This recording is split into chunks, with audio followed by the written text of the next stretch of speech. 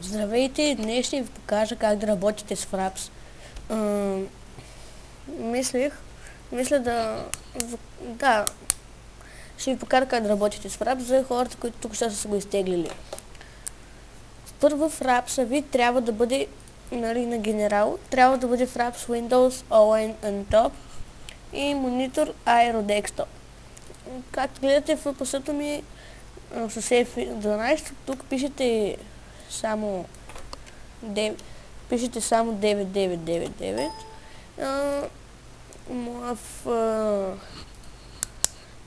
Тук аз играя с 30 въпросът, не знам, на мен така е по-удобно.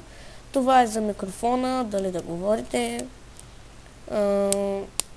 къде да ви се сейфат клиповете.